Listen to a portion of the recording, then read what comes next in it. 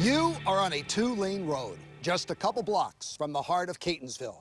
You're going to find a very special piece of property here, 11 buildings on 44 acres of rolling green lawns dotted with dozens of trees. Yeah, you've driven past this place many, many times, but you're unaware of its history, its importance to our community, even its existence. For this is the Children's Home.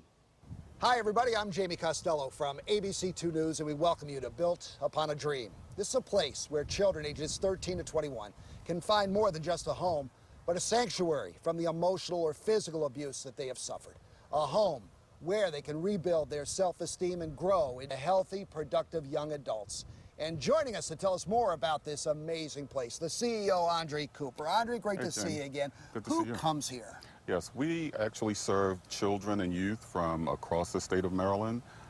So we have kids as close by as Baltimore City and as far away as Washington County. What are some of the cases? All of our youth are kids who will come from the Maryland foster care system, although we are beginning to serve kids from across the state line in the District of Columbia and as close by as New York, upstate New York. Listen to the stories of the people that come here. Tell me. Well, our kids have suffered abuse, neglect, emotional, physical, sexual abuse.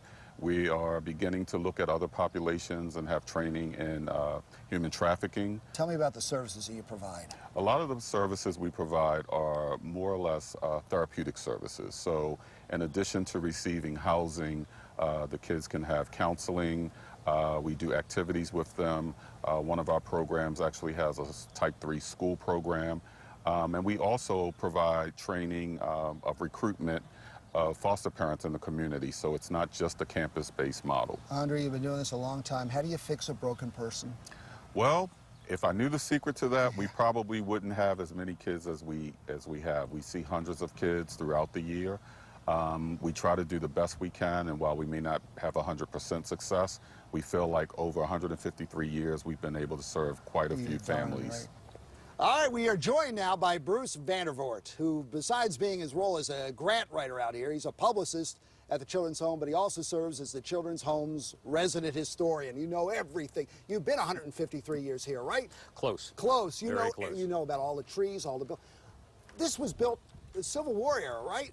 It all began back in 1863 in a church called the German Evangelical Lutheran Trinity Church. In 1919, the board of directors decided to move the Children's Home, which was at that time the General German Orphan Home, from downtown Baltimore near Johns Hopkins Hospital and move up here where the children could breathe fresh country air. And that's a quote. How about that? How many buildings are still existing from that day? Or are there any?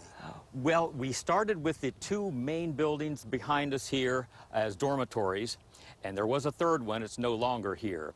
The large mansion that was on here to begin with is no longer here also. It deteriorated and was no longer useful. But you've used all 44 acres? Now, there is some of the 44 acres that is set aside as a forest buffer, and so I think the community really enjoys that fact that we add green space as well as the services that we do at the Children's Home. All right, Bruce, I want you to let out a big secret here. I want you to tell us something you know that few don't. I think the main thing to know is how much activity takes place back here, because from the road you only see a couple of buildings. In fact, the one building that you do see from the road is turning into an art center.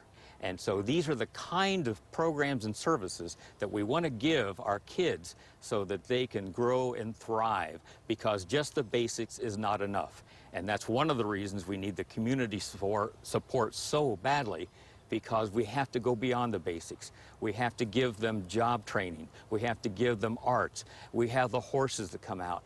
I may be taking a lot of thunder away from other people, but the programming that goes on back here is just so important, and that's why we need the community so much. You took us back in time, and you took us ahead. Thank you, Bruce. Thank you, Andre.